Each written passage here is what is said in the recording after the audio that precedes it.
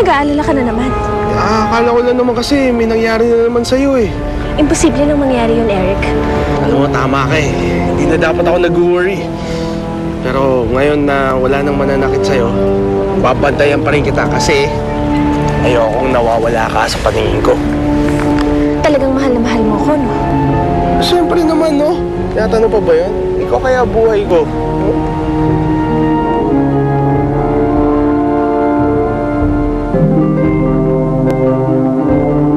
Wala nang importante sa'yo kundi si Grazilda. Pero sorry ka na lang, Eric. Dahil mula ngayon, akin ka na ulit. Ngayon na natin gawin ang plano. Dapat lang, Mommy. Sigurado hinahanap na naman si Grazilda ni na Eric.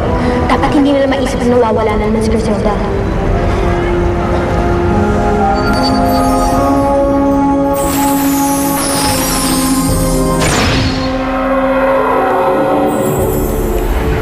Sino pa mag-iisip na nawawala si Grazilda?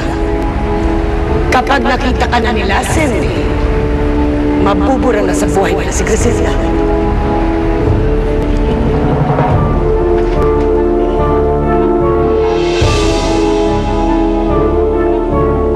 Halika na. Marami pa tayong kailangan ayusin sa kasal natin. Excited na nga kung makasal tayo, Eric. Excited, ha? Ayos ah. Parang yung pananalita ko napupunta na sa'yo ah. Ang ibig kong sabihin, nananabik na akong makasal tayo. Ako din naman eh. Kaya sana nga, bukas na, makakasal na tayo. Tara!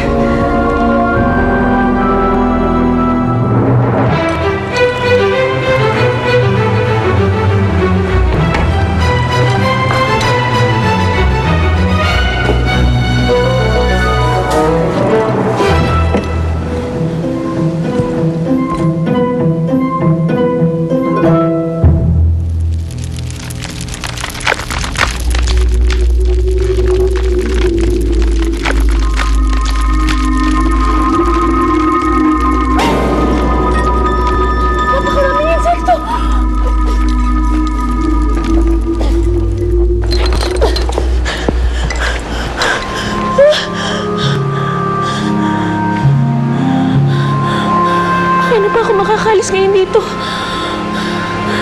Paano ko pa makikita si Eric? Si Ina at si Ama?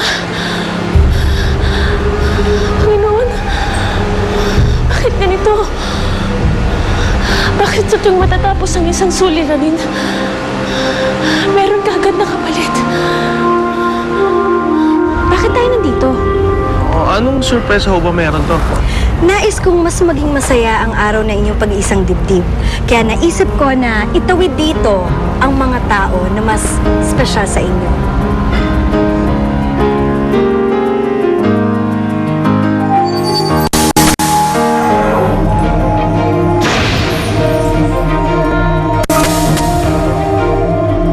Ate Grazilda! Kuya Eric! Kuya Grandmother! Ate! Ang natandaan ko, hinigop kami ni Jik-Jik ng hangin. Pagkatapos, nandito na kami. Anong lugar na ito? Lola, ito ho ang Fantasia. Ito po ang mundo ni Grazilda. Magkakasama na ho tayo dito. Naguguluhan ako eh. Teka, bakit may magic? Ano ba dito? Di ba nga po, Lola, ikinuwento ko na po sa inyo, dito rin po nakatira si Cinderella. Di ba, ate? Oo. Tapos na ba ang sorpresa? Tara na.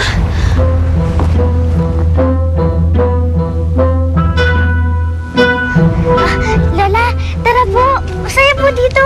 Tara, Lola.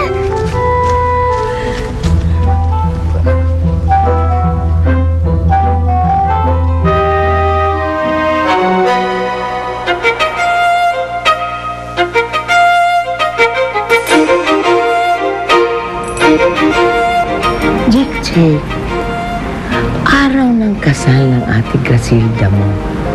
Hindi kumapinta yung mukha mo. Nagtataka lang po kasi ako, Lola. Pareho lang tayo. Alam mo ba, Jik-Jik? talagang hindi ako makapaniwalang mayroon palang ganito talagang lugar.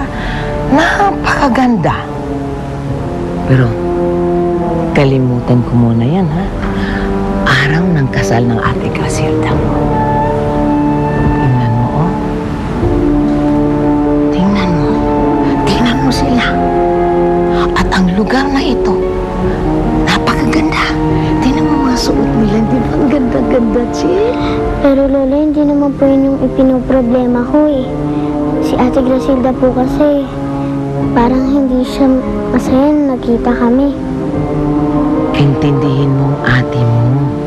Pagod lang yan sa paghahanda ng kasal. Hindi naman po dating ganyan si Ate Grasilda eh. Kahit po pagod yan, masaya po siyang magkasama kami. Jik, pwede ba? Huwag mo nang intindihin siya. Bukas na bukas, makita mo, balik siya sa dati niyang ugali.